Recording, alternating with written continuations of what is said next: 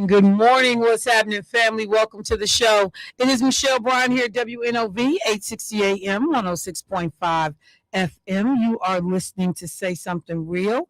Good morning. Hey, Shelby, I see you tapping in. Good morning. Good morning to the folks getting ready to log in on Facebook, YouTube. If you're there already, what's happening? If you're on your way, come on. We got a show to do this morning. Let me say good morning to the bros in the studio. Ride out. It is I. It is I. Yes, indeed. You're done whining about your hat. You got your hat now. We good. We ready for tomorrow for Juneteenth. You ready? Well, I am super excited. Brother Big T, would like to say thank you for the hat. I wish you would have took into consideration that I have locks. So I got to make it a little bit wider on my head, but it's cool. I like it, man. I love it, man. I'm going to wear it tomorrow. If the Lord say the same, as the church folks say, wear it tomorrow. And, style and profile. Can't nobody be responsible because you got a big head. Hey, you understand me? Trying to blame it on the hair. Hey, I'm just saying. Negro, you got a big head, man. Got more head than you got body. I'm just saying. Well, Shell, other than that, I'm doing great. It's partly cloudy and cool outside.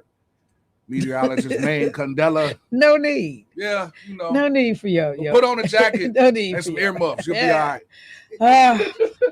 Please stop. Please stop. Let me hurry up and go to Clark. What's up, Clark? Man, thrilled to be with you this morning. You good, bro? Oh, yeah, I'm good. You look dapper over there. It ain't nothing like people who look like they take a bath, man. It's just you look all fresh, clean. Hey, hold on. Skin look good. Hold on. Clothes, spot free. You just got an air of freshness about you. I had to tell this brother one time. I said, see, y'all don't think people know. Yeah. Negroes know when you don't take no shower on a regular basis. They know when you're not fresh. When you ain't fresh. you just picking up sweatpants off the floor and coming and just throwing them on. Y'all think y'all fooling people. Yeah. But there is a certain smell that goes with freshness. That's soap or something. No, they think they wash their face. So you gonna smell that. Trust me. And you can't put cologne. My mama be telling my brother, you just gonna put that cologne on top of that phone? That's what you gonna just keep splashing that brute. That sounds like one of them. Yeah. What was it? Brute 35? 45. You gonna keep splashing that bottle. Yes. You gonna keep splashing that brute on 45 on top of that funk. Yeah. So I just want to compliment you, Clark, because when I came over there, you duck off over there because can't nobody see you on this side. And you stood up. I said, man, I like that light gray on him. I'm like, he looks so fresh, so recently showered. I just recently showered. I'm just saying, hey.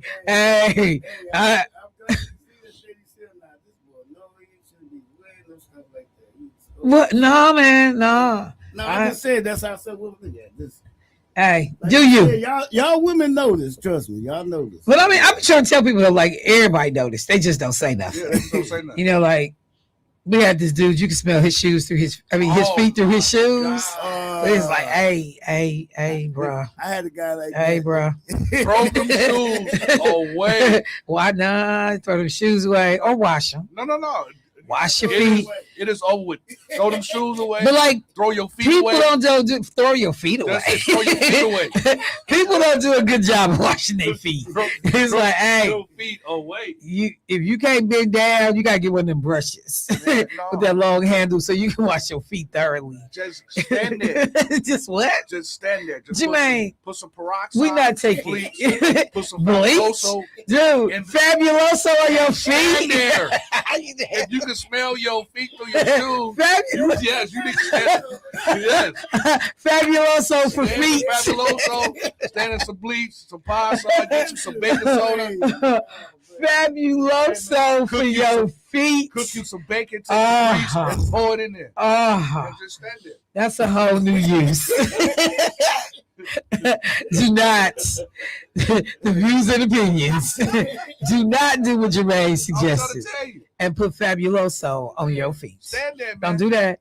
Your toes gonna fall off. Don't listen to Jermaine. Don't you want your feet to be fabulous? You gotta stand in some Fabuloso. Clark, stop laughing. Don't encourage it. Don't encourage. And stupid stuff never makes sense. It makes sense. That we're gonna stop. I mean, especially when you can smell your feet. You got these folks out here crazy, doing way too much. All right, so a number of things to get to. First of all, let me just say I am excited about Juneteenth tomorrow. Yeah. Let's clap for freedom.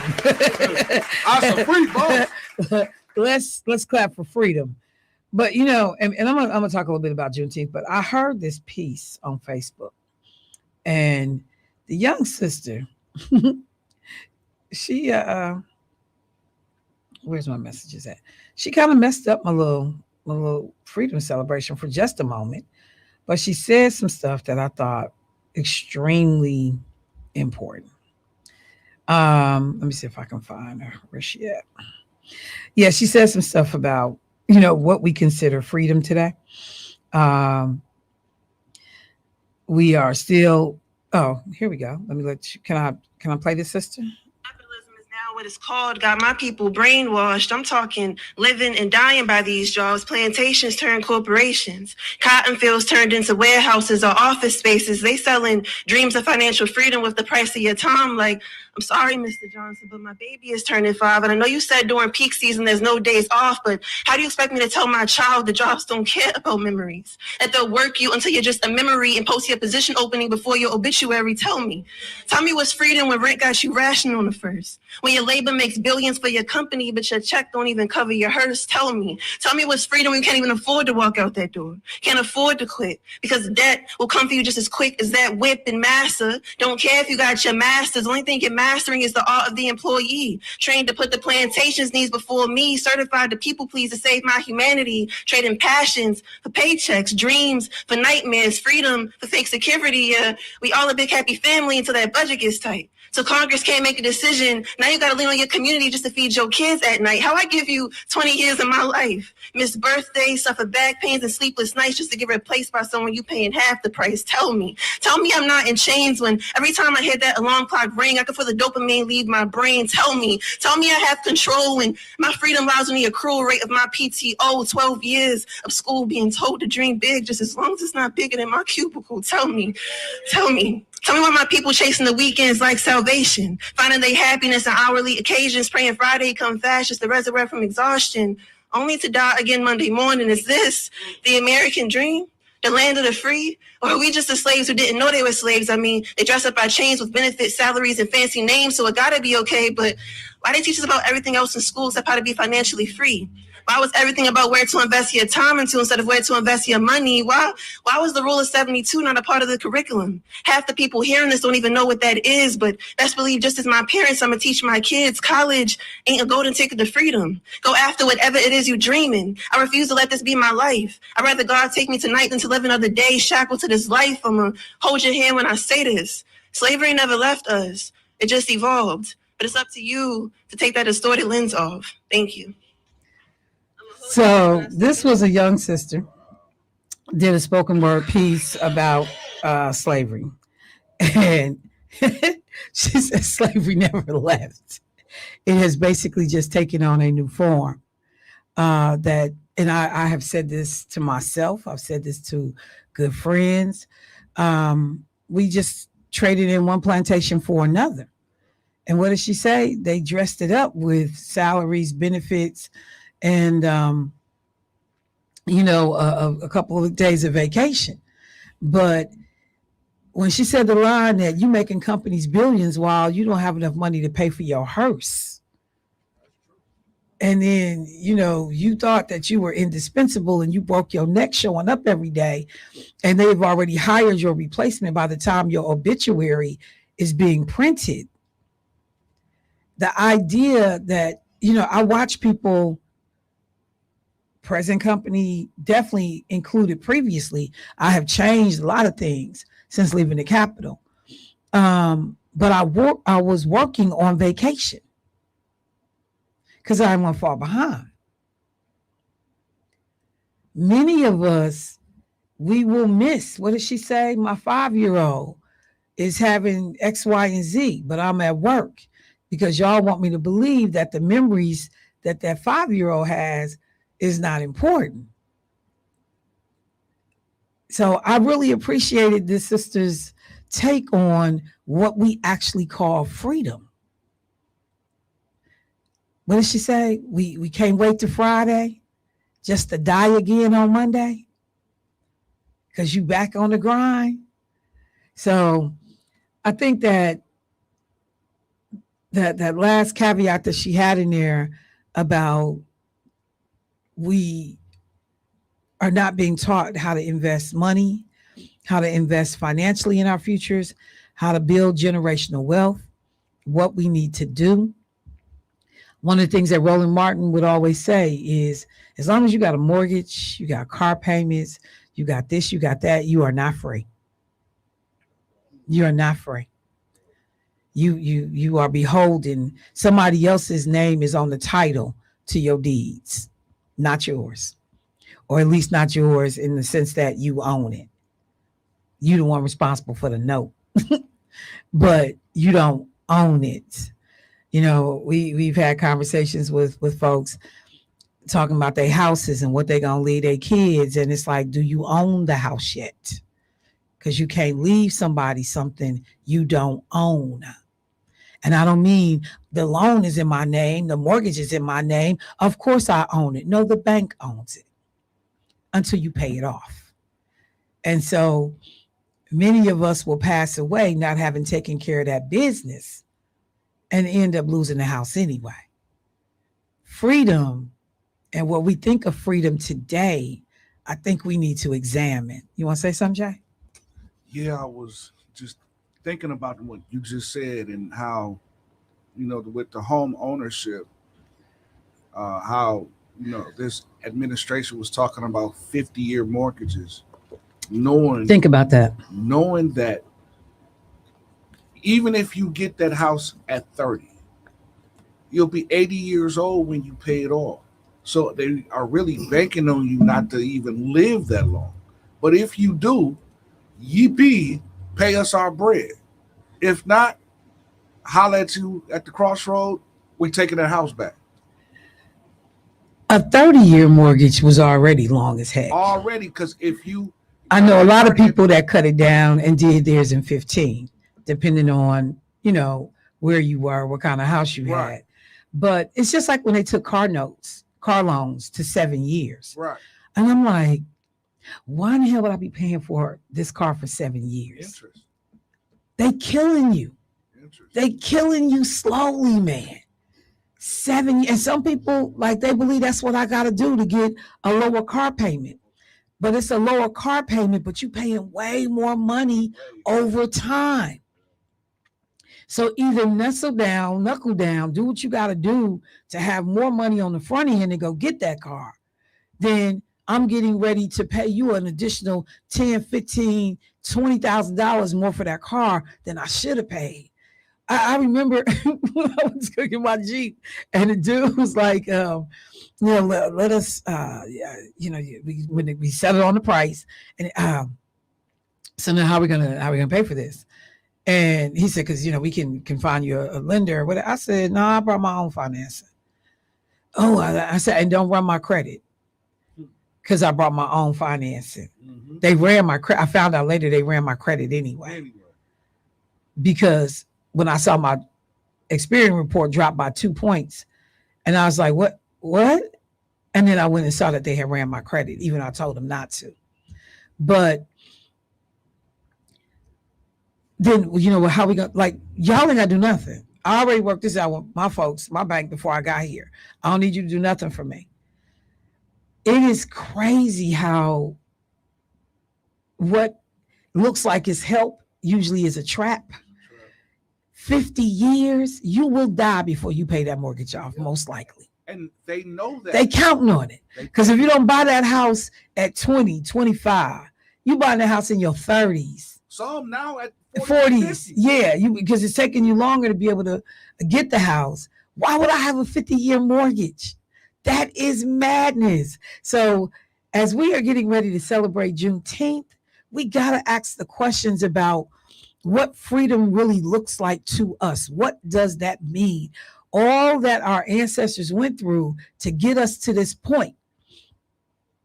The fights they fought, knowing they would not be the immediate beneficiary. They was doing it for us. So what did we do with the freedom? How have we protected the freedom? Protecting the freedom, do we participate in the civic engagement process? Do we vote? Do we run for office? Do we support candidates? That's one side of it.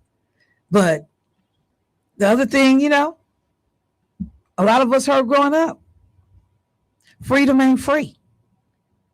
It don't just happen. It don't fall out the sky. You got to work for it. But I think some of us need to define what is freedom.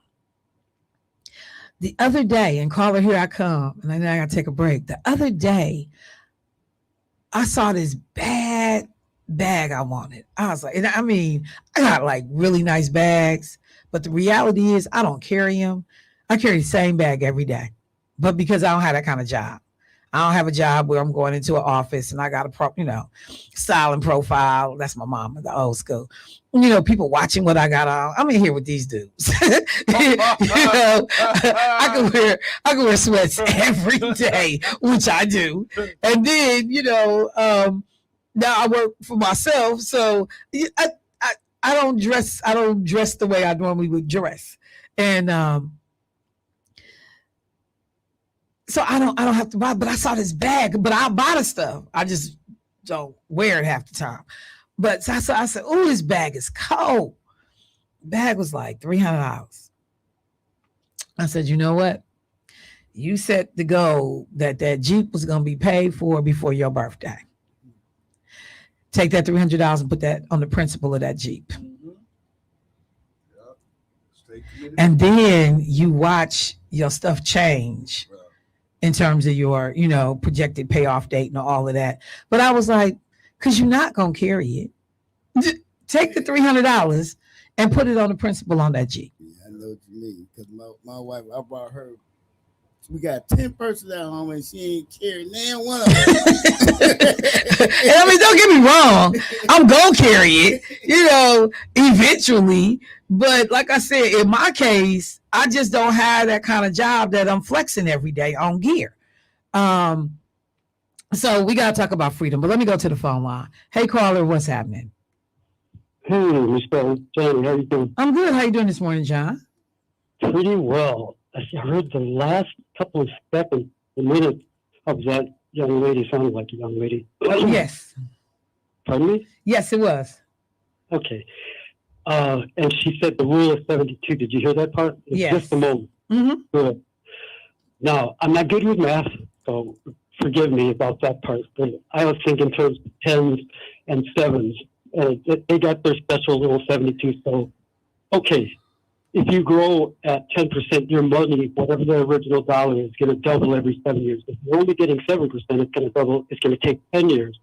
The average stock market whole over 100 years is double digits. So that means we're getting, on average, 10% minimum on average. That means you have to think in terms of 10, 20 years. You can't say, I'm going to double my money in 5 years. Now, that first dollar might double in 5 years, but you're not just putting in $1. Like back at Christmas time when you guys were talking about the kids, and we were starting a little fun for the kids. And so the key is, this is what makes capitalism work. And so the margin of what we put away, like you just said a couple minutes ago about the bag, and we all see something pretty and nice and beautiful. We could take that. Now, if you're not putting it into something that you plan on selling, or maybe you're going to have a little closet full of bags that you're going to turn around and sell, that's a different story. But like you were talking about it, more like for the beauty of it and the art, like collecting guitars you're never going to sell, you know? And so this is where we get into the political economy, is that I'll be as polite as possible. When AOC said the other day, at least I heard she said it, that you can't possibly be a billionaire and be honest. I thought, oh my God, she just keeps doing this to herself. When she said capitalism is irredeemable, I thought, oh no. Just stop. Do some research first. And if she's thinking this, and she's saying this stuff, and Oprah Winfrey, I read on the Forbes 500, was the first Black woman to make the billion list. Now, did she or didn't she? I don't know. I read that Forbes said she did. So I'm thinking, did Oprah Winfrey get rich ripping people off? This is the actual question. So we got to solve these things and say, no, you can criticize Republicans, but if we leave it in the Republicans' hands to always do the capitalist thing, and the Democrats just go farther and farther and farther and farther into AOC land, no matter how nice she is, to say those types of things, it's a mentality that's a margin of saying, we need to give more to the government. Or would you talk about the House? When you pay property taxes, you're essentially a serf. I know this is bizarre, but just think of it. You're never going to be out of debt to the city. Now, there's other ways to pay for that. You could have registration fees. You could have your title and the deed registration. Maybe it has to go up. I don't think it does. But now, once you're done, you own that house. You shouldn't owe the city forever and ever. Plus, it's the contrary thing. Do I want my local property value to go up? Well, then my taxes are going to go up. So there's this schizophrenic attitude that we've built into our society. We're all serfs. We want to be owners, but we're essentially serfs to our local government. But it's us. So we rationalize it and say, well, that's us. We're paying ourselves. No, we're not. We're paying a little aristocrat government that has the same rationale as aristocracy always does, whether it's the white Klansman destroying Black Wall Street or the local black guy taxing a black guy or a Jewish guy taxing a Jewish guy. It doesn't matter who they look like. It could be exactly your same ethnicity.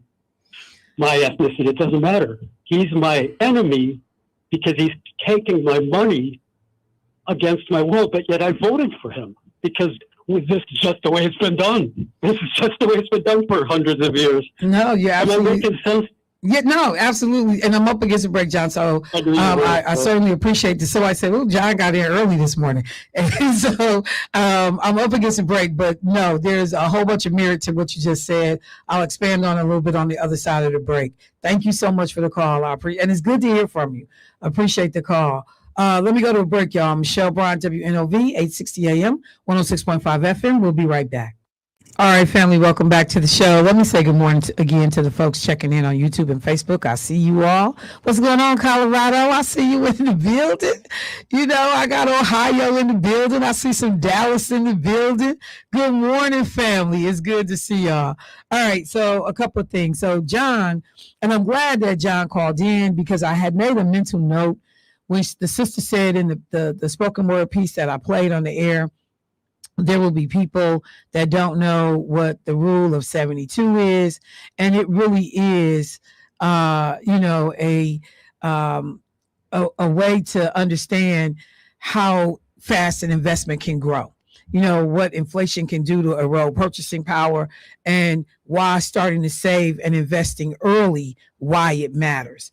The common example, if inflation averages 6%, you take 72 divided by 6 equal 12 years. Prices will roughly double every 12 years, meaning your money's purchasing power is cut in half.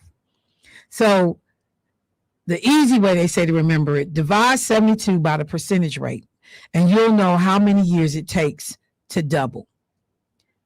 It's not an exact, number, but it's fairly accurate, according to most people who understand the game. Just a quick real life example. You invest $5,000 at 8% annually. It takes about 9 years for that to double to become $10,000. In another 9 years, it will double again to 20. And in another 9 years, it can double to 40. So that initial $5,000 in the course of 27 years at 8% annual growth can double to not double, but can amass or reach $40,000. The ability to be able to have some money and just leave it lay and let it sit. So I'm glad he mentioned it, because I had, I was getting ready to move on and not talked about the rule of 72. So I appreciate that John came back and flagged that. When you talk about somebody like a Oprah Winfrey and how people become a billionaire, she is a billionaire, and how people can become a billionaire and how they can become it in what seems like a relatively quick amount of time, you also got to look at the specific ways people make their money. Because Oprah Winfrey, who's been in the media business well over 20 years, you buying and selling, shares in your company and your media newspaper, magazine, your Harpo Studios. Like it's plenty of ways to make money that we traditionally haven't really thought about. So I just wanted to say that. Let me grab this caller real quick while I get ready to hit a couple of things. I'm gonna try to hit a couple local things because I got a guest coming in at 8:00 for a little bit this morning. But let me catch this caller. Hey caller, what's happening? X60 WNOV, Michelle Bryant, say something real from here to New York championship game. I had to call and just say something real. I just want a special shout out to your staff, all the brothers and sisters that's working around you, and all the support that you give for the community. Hey, I just called in today because I got to take a trip to Florida. My baby daughter passed away at the age of 40. I'm sorry. I'm a keep spirited up because you always told me to laugh and be smile and just say something. And Michelle Bryant, and don't forget, I love the show.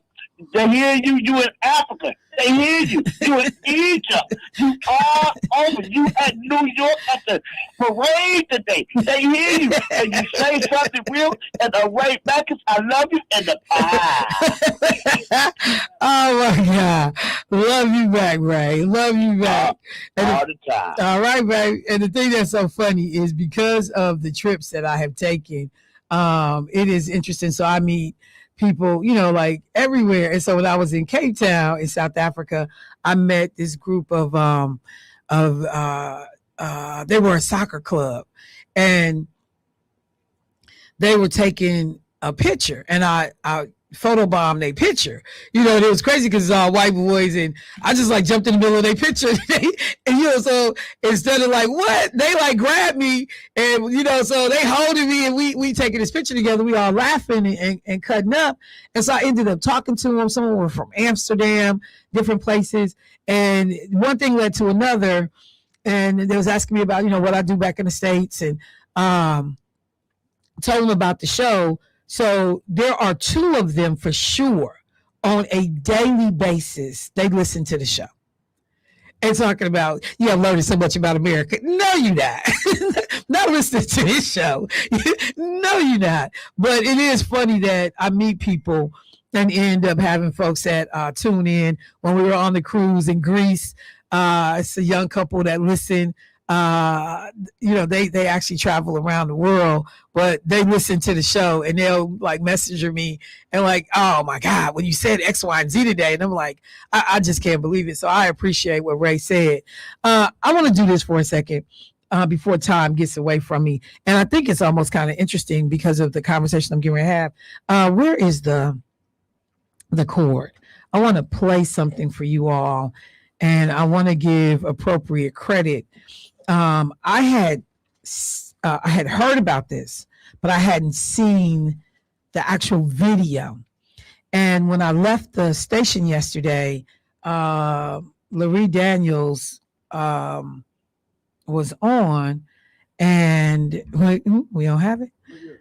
Okay, she was on, and she ended up playing it, and I just so appreciated that she played the clip. So I was like, I gotta go get that because I want our listeners to hear.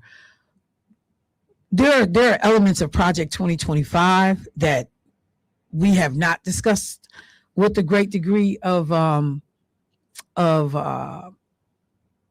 regularity, if at all. there are some elements we don't understand about Project 25 yet. People have not been focusing on them, but there has been this conversation that has been happening more and more, getting more and more public attention about people believing that women should no longer have the right to vote. Okay. Let me see if I can play this clip for you. Hold on. Let me know when you're ready, Jay. Okay.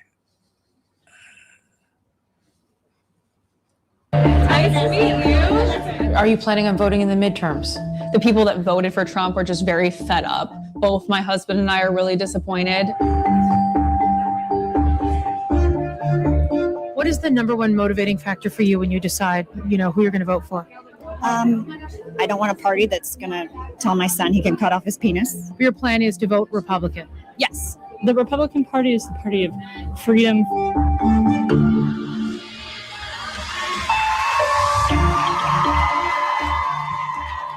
These are some of the voters that Donald Trump and his Republican Party desperately need in order to hold onto power. Conservative, mostly Christian women at a leadership summit hosted by Turning Point USA. The right-wing advocacy group led by Erica Kirk after the assassination of her husband, Charlie Kirk. Love you guys. Turning Point is influential with young voters. President Donald Trump has credited the organization with helping him get reelected and bringing more young voters into the conservative movement. It's such a great place to be in here in America, is being young, being a female, being conservative, and they all just play hand in hand together. But fractures in this movement are emerging. A main stage headliner is no longer backing Trump or Republicans, saying she won't vote in the midterms. He made it seem like everything was going to become more affordable. Now the economy's worse. He promised no more wars in the Middle East, and we are in a war. So it's disappointing. Thank you so much. Thank you. Savannah Stone is a 21-year-old trad wife influencer with 800,000 followers on social media. She is a rising star in Christian conservative circles, even though she embraces highly controversial fringe positions. I'm going to start this off really strong. I don't think women should vote anyways. If somebody asked me, if the government was like, okay, if we could have a more conservative country, if all women gave up their vote, I would gladly give up my right to vote to have a more conservative country. There's a lot of churches that talk about it. Stone argues that women voters are too liberal, so the U.S. should shift to a one vote per household system. Now, is that a hill I'm going to die on and run for office and try to complete? No.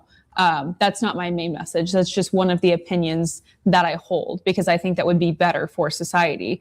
I actually do agree with her. I would as well give up my vote if it got rid of things like abortion.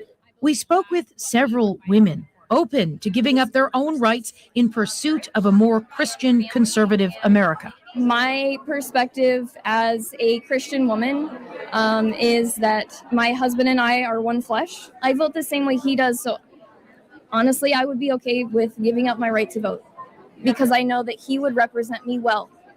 If my husband's the head of the household, I am the neck, and we work very cohesively together. So I would imagine if he was voting on behalf of our household, I would be fine with that. Do you think your daughter should have the right to vote? I'd be okay if she didn't, because I also know she's going to marry a biblical man, that they would also be in line. But the vast majority of women here say this remains a conversation for the fringe. I think the best thing that we can do is hold conferences like this to educate liberal women and hopefully sway them to the conservative side. I think women should be voting. Yeah, I wouldn't want to give up my right to vote ever. And most women we spoke with plan to exercise their right to vote in the midterm elections. Most plan to support Republican candidates.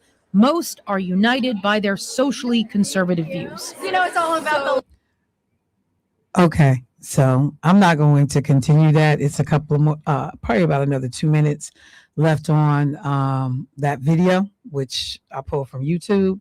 But, and I need to take a break as well. But many of us kind of either didn't take it seriously, skimmed over, didn't read, missed one of the goals of Project 2025. And some of the religious folks that are in this conservative sphere of influence who are saying that women should not be voting. One pastor basically said that women were like children. God put men here to protect children and women, and that we were not capable of engaging in war, and therefore shouldn't be voting because politics was a form of war. And we were not, not capable. And there are actually women, and I'll mention this real quick when I come back. They reference this trad wife. I'll tell you what that is. But there are actually women that are going around, younger women, who are now espousing the idea that it's okay for them not to have a vote because their husband, who is going to be this good Christian, God-fearing man, can vote for the family. And so I said, just going with y'all for a second. So what if your husband died? So do you have no political representation until you remarry again?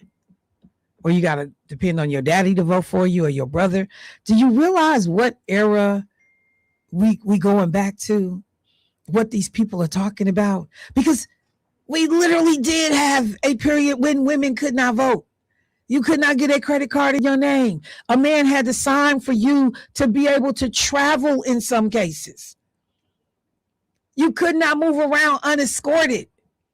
And you got silly women talking about their Christian values that would literally say, I am okay, not only with taking away my right to vote, I'm going to take it away from my daughter.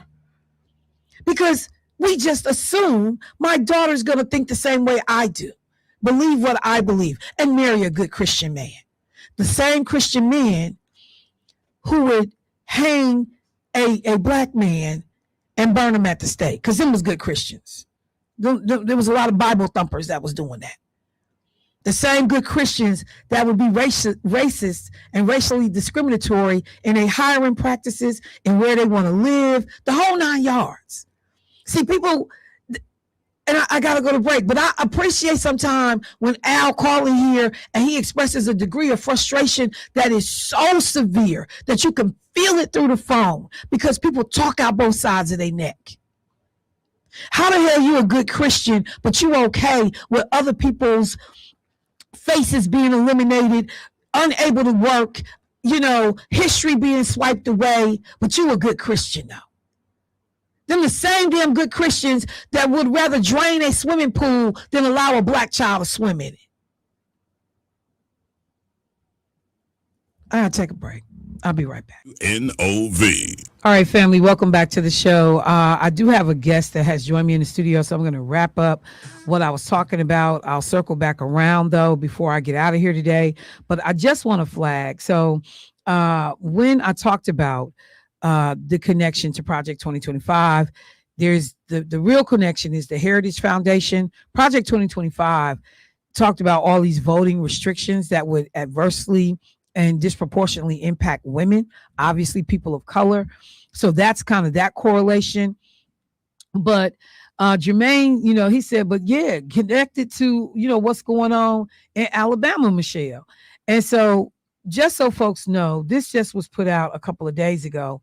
Delegates to the Southern Baptist Convention's annual meeting voted Wednesday to advance a constitutional amendment that would exclude churches from the denomination if they affirm, appoint, or endorse women serving as pastors. The amendment passed by a vote of 6,028 to 2,026, easily surpassing the 2/3 threshold required for constitutional changes. Delegates will have to approve the measure again at the convention's 2027 annual meeting in Indianapolis before it officially becomes a part of the SBC Constitution.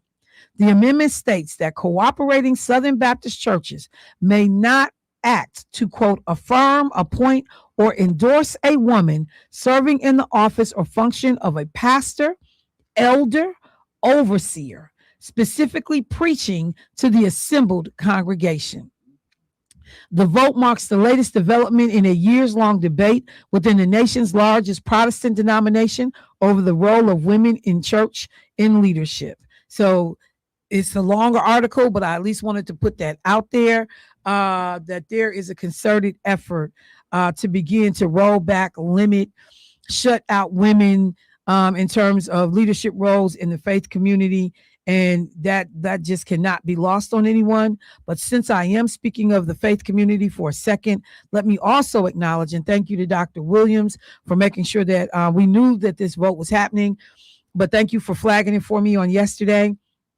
For those of you who know Reverend Shaw, the pastor of St. Matthew CME Church, which is where we hold community brainstorming every month, Reverend Dr. Richard D. Shaw, in the 3rd Episcopal District, is elected the 70th bishop in the Christian Methodist Episcopal Church on the 2nd ballot. So let me say that again because I butchered it trying to get it out. Pastor Shaw from St. Matthew CME Church has been elected on the 2nd ballot as the new 70th bishop in the CME Church. And we just need to say congratulations to this brother. Good guy, good man. And I know that, he will do a phenomenal job and represent well. So with that being said, it's ironic that I'm having this faith kind of vein of conversation this morning, given the guest that I have who has joined me in the studio. And we were just talking first time in the studio, none other than, the boss baller, Erica Rush. What's going on? Good morning. Good morning. How you doing this morning? I am great, wonderful, peaceful. You look like somebody I know. Oh, it would be a little lady named Commissioner Hattie Daniels Rush, would it? Oh my God. Yes, ma'am. Yes, ma'am. None other than the daughter of Commissioner Hattie Daniels Rush. I tell people all the time, I said, honey, did nobody love me? and baby me, when she saw me hit that door, come on, sit down. Say, leave her alone, leave it. I used to get in trouble when we would be talking about the Lego stuff. Right. Girl, your mama had my back and defend me 20 ways for Sunday. Well, I'm glad to know that. So maybe next time around in another time, you can come and get some whoopings from me. Oh, no, somebody got to carry that weight. That's how I get the good stuff because, you had to carry the weight. It is a pleasure to have you in the studio. Thank you so much for the opportunity to come. So, when you walked in, yes, ma'am, there was a little bit of a informal reunion. Yes. Jermaine Wright, I saw your face and got excited. Yes. And we find out y'all go back to like when this boy was like 10, 11 years old. Yes. I'm talking about, she knows stories. He's a great musician. Thank you, Eric. That's the only thing she'll say. She done told that line like 3 times. She will not move off that line. He's a great musician. She knows some stories. But you've noticed since he was like 10 or 11, he's a great musician. So what goes on in the church, stay in the church. Yeah, I feel some Vegas action happening up here. Saints. I'm just saying, where's the transparency, saints? So, Erica, you have been busy. Yes, ma'am. Holding down legacy, making sure that programs stay intact. Yes, ma'am. Doing the work that continues to help folks grow both in their journey in yes, faith, ma'am, and as young adults influencing young people, young children. Yes, ma'am. And you got something going on we need to talk about this morning. Yes, ma'am. So I have the opportunity to be a legacy carrier, which is just amazing. It's been an amazing start off journey. I look forward to continue the legacy of my mother, as well as my uncle Bishop Daniels. But this weekend, actually tomorrow, we are celebrating Juneteenth at the Institute for the Preservation of African American Music and Arts on 32nd in Hampton. It's tomorrow evening from 4 p.m. until, and we are celebrating the Christian Business and Professional Alliance for 45 years of being able to give out scholarships to young ladies to prepare them for college. And so, first of all, so for folks that are not completely familiar with the Alliance and the type of work that you do, is it just about the scholarship piece, or what else does it entail? So my grandmother had an amazing vision a little over 45 years ago. And who was your grandmother? My grandmother is the illustrious Catherine Daniels, Mother Catherine Daniels. All right. She took Bishop and my mother over to Chicago to a African American cotillion. And so she said, I want this to happen here in Milwaukee. And my mother took the vision of my grandmother, formulated the CBPA, Christian Business and Professional Alliance, where it has just changed the lives of hundreds of young ladies in the city, from etiquette to educational preparation to a cultural weekend where she took the young ladies to various locations for play, dinner experience. It's just an amazing experience. I did it 19. I'm sorry. Did you? Because it wasn't clear what you was back in the 1990s. That's the best way I can say. I heard you clear your throat, so I missed the numbers. And so during our senior year in high school, okay, it starts in the fall, and we go through training from September all the way. The last day is the day after Thanksgiving. So this is quite a process. Yes, ma'am. Any idea how many young people have come through the program? Oh, just imagine at least some years we had over 25 young ladies. Okay. So for 45 years, we've been able to touch at least 4,500 young ladies. That's a crazy number. Yep. You know, and it's so the way you talk about your grandmother going and visiting and seeing this cotillion, seeing what's happening in another city. That's how we come to celebrate Juneteenth in the way that we do here in Milwaukee. Yes, ma'am. You know, people traveling outside of the city, the state. Yes, ma'am. And I think it was Margaret Henderson who goes to Atlanta and sees this celebration and comes back to Milwaukee like, we got to do this. Right. And now here we are in the state of Wisconsin, the city of Milwaukee, second longest Juneteenth. Like, I keep telling people the power of one. Power of one. You know, if you're willing to then find folks to help you with the vision and put that work in, but one person can literally change a community. Can change it tremendously. You know, and you see your grandmother's name over there on the block. Yes. And you understand, like, this woman was a force, man. She was. I can remember when I was young, watching my grandmother always be a giver. That was the example I saw of her being committed to her walk with Christ, but also being committed to making sure that she could help the needs of the community, which trickled down to her children. And so I have seen my mother and my uncle, currently my aunt and my remaining uncle, still give to the community, because that's the foundation tenets that we have as a family.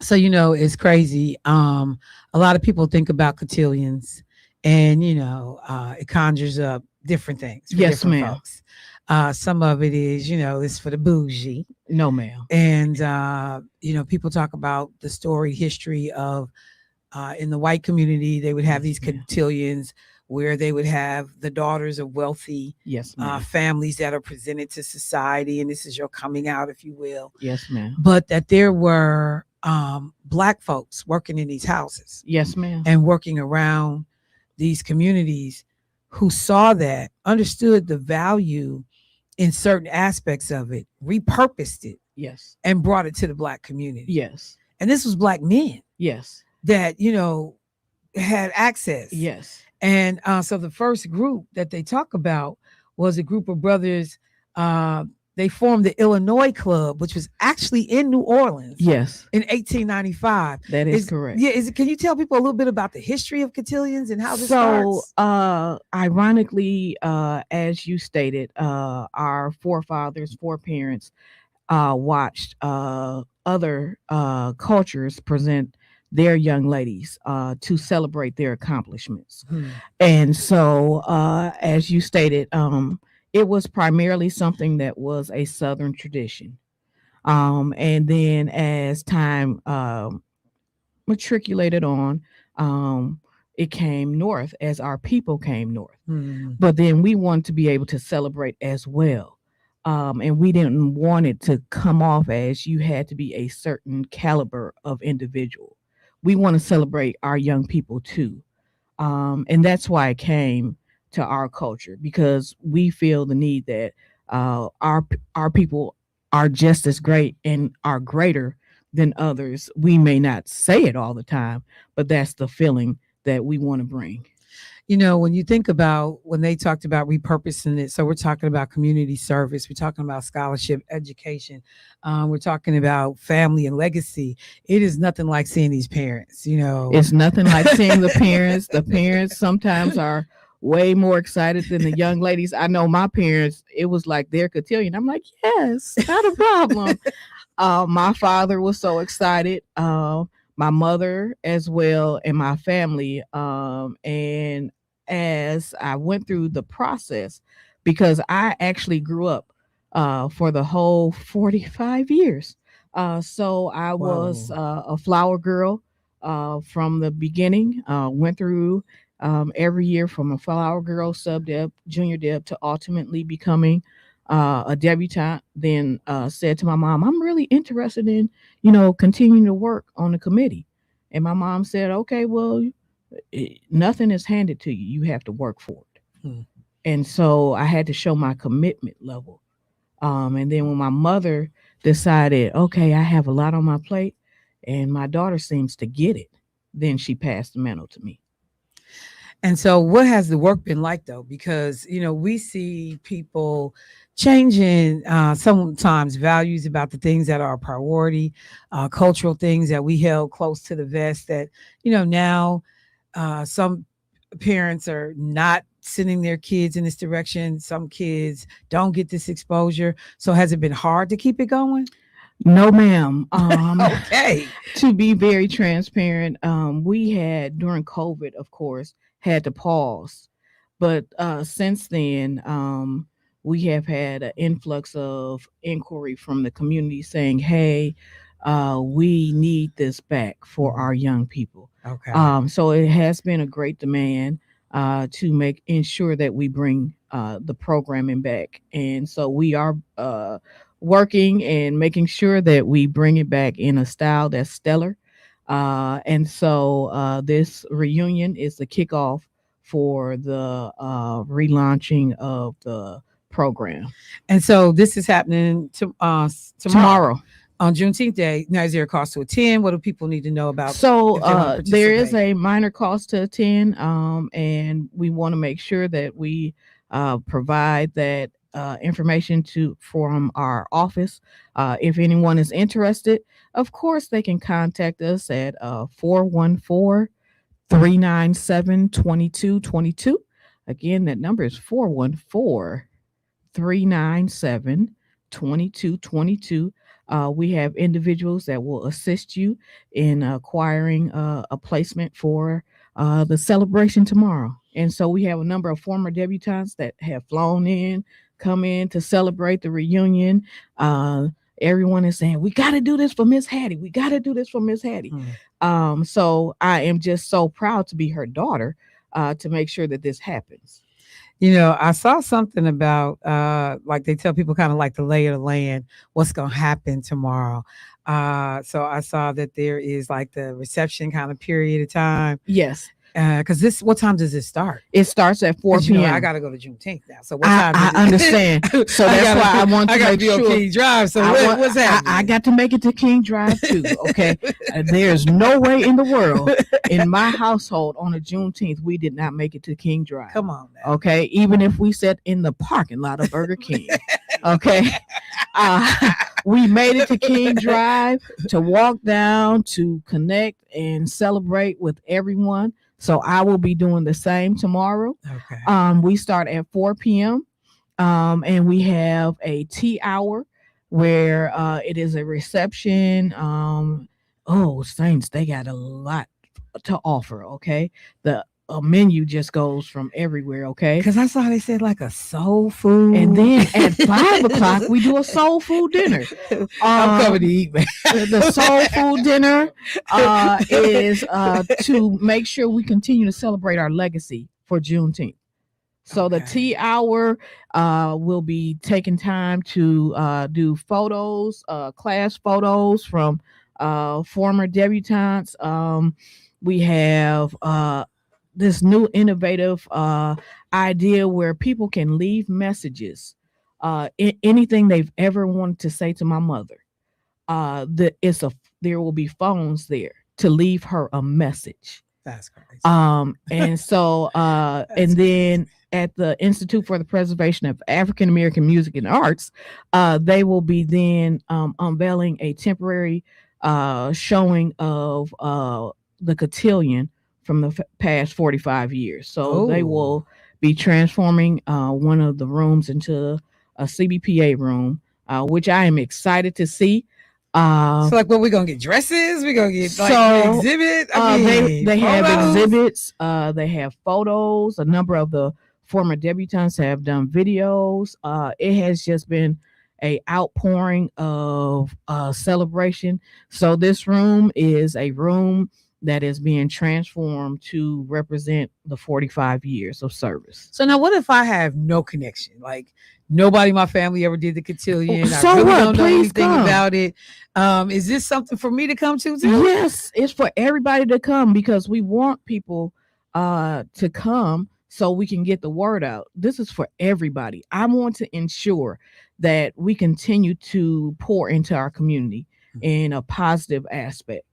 And so someone just texted and said, so how do I get ticket information or where do I go? Call 414-397-2222. 414-397-2222. Yes, ma'am. All right, perfect. So last thing,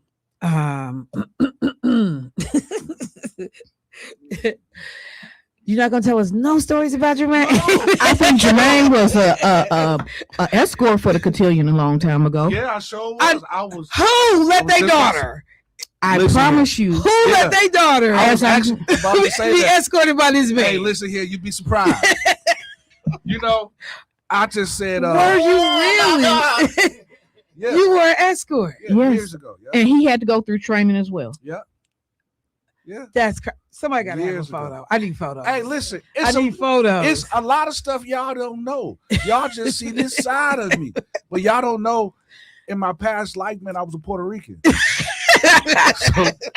that's in my past life. See, y'all don't know that. What? You grew out of being a Puerto Rican? I grew out of being a Puerto Rican.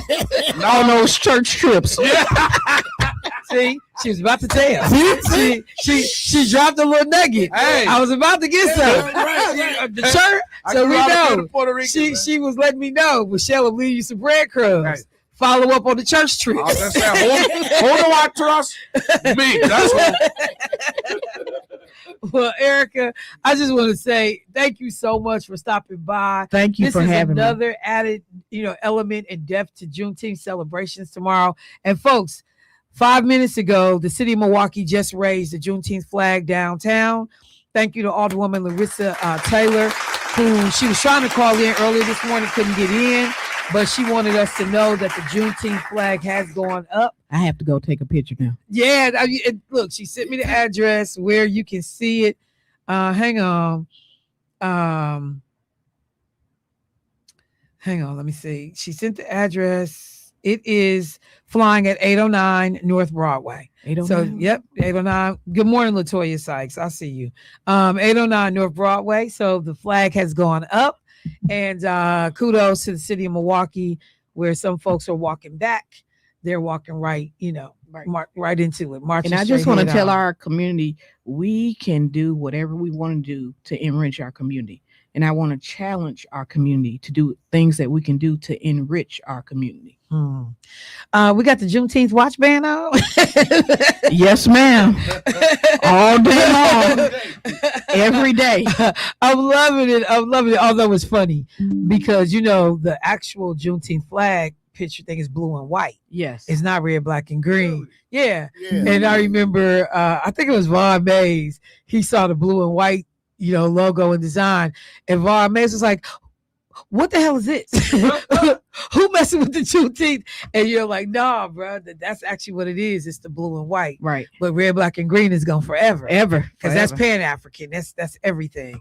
That's us all over the world, the diaspora. Yes. So thank you, sis. Thank you. Pleasure. I am Thank you so for glad. having me. Please don't be a stranger, man. Not a problem. Not a problem. And you know what? As you start taking the applications, you need to reach out to people. Come back and holler at them. Thank you. I surely will. Because right now, who was that showing me videos of our girls fighting over at the Walgreens? Yeah, that was crazy. Is that on North Avenue? Brady Street. Yeah. So maybe we can pull some of these cats out. Yeah, that we need to get a hold of. Give them a Right, we got to get a hold of different them. view. And I like the whole the tea concept. Yes. I miss the George Watts tea room. Yes. We would actually go down there just to chill. Yep. There was one school. They would bring their kids down there for field trips. Yep. And My mom used to take me. Really? Mhm. Man, you can't sleep on that stuff. You can't. You can't. So let me ask you this, E. Sure. Is there any way that we can get something started for the young black men?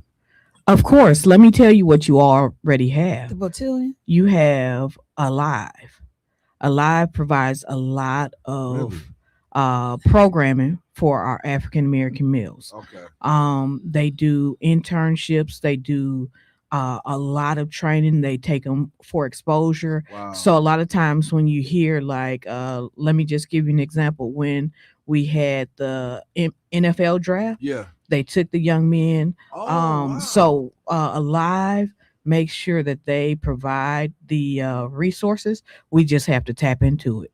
Now, because I really believe, and Deion Sanders say it a lot, when you look good, you feel good, and by you feeling good, it causes you to make better decisions because you feel good. That is very true. I've taught in a school setting for a number of years, and because I poured into my young people and made them know that whatever they want to do, the sky's the limit. I saw the results. There you have it.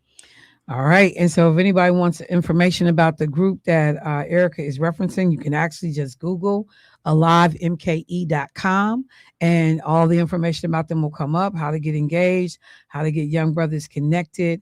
So this definitely is out there. Last question. Yes, sir. Is it too late for brothers like me? It's never too late. Hallelujah. See, it's never too late. Let me help you out. It's over. That's the church answer. Yeah, it's over. It's not too late. That's the church answer. Say, give it up. Give up the ghost. These streets. It's over. Say, give it up. It's over. But I like the optimism of the church. Hey. I do. It's not too late. It ain't too late. Okay. You heard what I said, right? That's the church answer. That's the folks still praying for you. Praying for you answer. So keep on holding on. There are others of us that have just walked on by.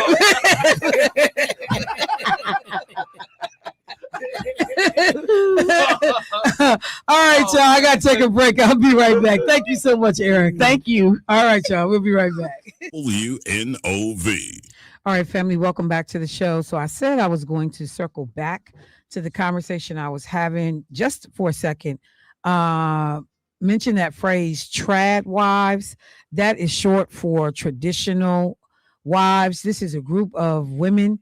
You're seeing a lot of it on social media who have said that they value traditional 1950 style gender roles. And so, they are the dedicated homemakers. Their priorities are cooking and baking from scratch, homeschooling and child rearing and their husbands are the sole financial provider in the house. And it's interesting. They want this 1950s Leave It to Beaver. Can you turn that down for me? I'm getting that. But this whole 1950s Leave It to Beaver, June Cleaver, lifestyle. And you got to be damn kidding me. Like, you literally got to be kidding me. I don't have no problem with baking from scratch. But why? It's enough people baking every day. Why put somebody else out of business? I mean, don't get me wrong. There's something to be said for knowing how to make your own stuff. But I only do that every day. And some of y'all ain't prepared to homeschool nobody. Your kids gonna be dumb as a box of rocks. Particularly if you believe women shouldn't have the right to vote. You making me scared. So I just wanted you to know that that's that term. You'll see it now being said, trad wives, traditional wives, but based on the 1950s. Yes, what you got? Some of the comments.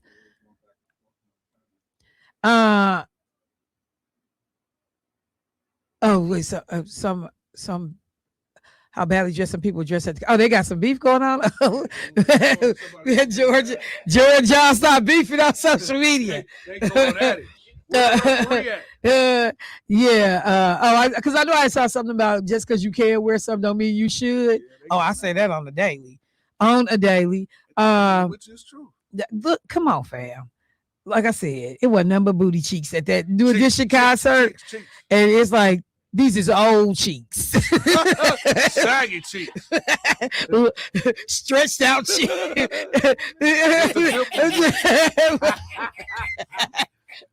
I'm just saying, like, fam. Like, and some of these wasn't old women. They just had old cheeks.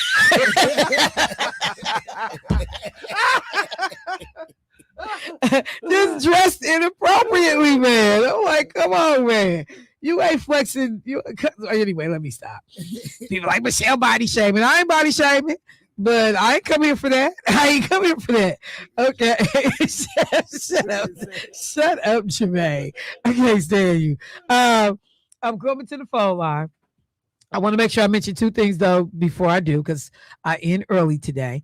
Number one, tonight I am actually going to be hosting a discussion with attorney Thomas Jacobson, talking about his book that he has written, somebody that was immersed in civil rights litigation, helping folks that were fighting for freedom. So there is a book, Fighting for Justice in Milwaukee. This is the conversation, Fighting for Justice in Milwaukee. And so I am actually going to be hosting this conversation with attorney Tom Jacobson, talking about how he was a part of representing the folks that were involved in the Oshkosh student uprising back in the late 1960s. I think it was like 68. And he represented Daniel Bell's family, Father Grappi, and the 200 Days Marchers, former Alderman Mike McGee, Dick Gregory.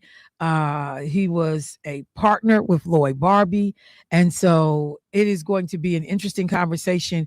You got to have these talks to be able to appreciate where we have come as we are, and the journeys that still lies ahead. Things that we thought were settled law are back. Because there will be people who have been dedicated to reversing those wins when we got them. So I am going to be over at the spot. It's called Diaspora MKE, 735 East Center Street. And their tagline, Culture, Community, and Connections, Diaspora MKE. If you haven't been to this spot, please check us out tonight. And we will be there from 6 to 7:30 p.m. The other thing that I wanted to mention real quick, there was a press conference that was held maybe about a week ago now. And Jermaine brought it up when we were talking during the break. And I wanted to make sure I flagged it for the community. The city of Milwaukee had a press conference, I think it was on June 8th, in which they announced that more foreclosed properties for tax purposes are on the city rolls, and they were adding those to the list of properties for sale. I think they were adding an additional 11 houses when he was making the announcement. These are for owner occupants only. So you can't be a landlord trying to go in, swoop up and buy these properties. These are for, hey, Sister Herrera, these are for owner occupants only. If you want more information about how to find these listings, go to milwaukee.gov /city houses. Milwaukee.gov /city houses. You'll be able to get the listing of properties there. They have the whole scope, what the properties need, because they're being sold in as is condition. But this may be a good opportunity for someone who is seeking to buy a home, maybe a first home, to figure out what it would take to get one of these homes that the city has in their inventory. Let me go to the phone line. Hey, caller, what's happening? Yeah, good morning. I heard you speaking about traditional women. Mm-hmm. I think that is very tainted for any woman who want to give up her rights. And then I heard one woman say, because we're one flesh and be biblical. To me, I hear nothing but domestic violence cases, closed eyes, and concussions. Okay, because you know how men get when they're the king of the castle. And then when you look deeper in it, and this is why this can make a lot of people dumb. You're looking at a person who wrote something biblical that was probably diabetic, probably had the blood sugar of 600, 6 lidocaine patches, and taking metformin. And we're not going to even forget about gout. And they're going to tell you biblical. Half of the stuff where women didn't even have rights. Half of the stuff that these people are biblical don't even live by today. Why in the hell would you want to put that on yourself? Just come out and say you're lazy, you don't want to work, and you want to be used as a punching bag. Because you know that's why some of these people are all messed up in the head now. Some of these people grew up biblical, and some of their fathers was nothing but beaters in the house. The mothers is all jaded and bitter because she got oofed upside the head 24/7. Just they say biblical. Oh, they need to make that a felony. Yeah, I only see nobody saying that. You gonna give up your rights, and then you gonna say, "Oh well, I would give it up if I know my daughter gonna have a man that's biblical." Don't you know getting a man from the church is the most messed up thing right now? How about this? 10 kids, 5 baby mamas, but they telling you how to live your life. Have a good day. Bye-bye. All right. Thank you, bro. I appreciate it. Let me just mention this. Alderwoman Larissa Taylor also is having a informal feedback session today. She does it every third Thursday over coffee. The spot is called True Brew Cafe, 6550 North 76th Street. She will be doing Taylor Talkbacks from 12 p.m. to 2 p.m. I saw this the other day. I meant to mention it. So just so you know, you need to have access. And for folks, when I talked about the city houses being for sale, maybe this is something you can go and talk to her about and figure out, are there any in the community in the area? So just so folks know these things are happening. I want to remind people we will be WNOV broadcasting live from Juneteenth tomorrow. We'll go on the air at 7 a.m. We'll be operating until 3 p.m. We will be down by Rise and Grind. Please come through, visit, holler, wave at us. We will have Keith, our brother Kwaku.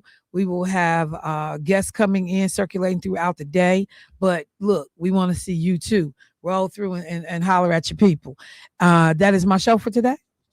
Let me take a quick break and then call her. Hang in there. I'll try and get you on the other side. Be right back, y'all. Michelle Bryant on WNOV. All right, family. I am wrapping the show for today. I will see everyone down at Juneteenth tomorrow. Kennedy, if you listening, I will be looking for my red drink. the traditional hibiscus tea. I cannot wait. You brought it to us last year.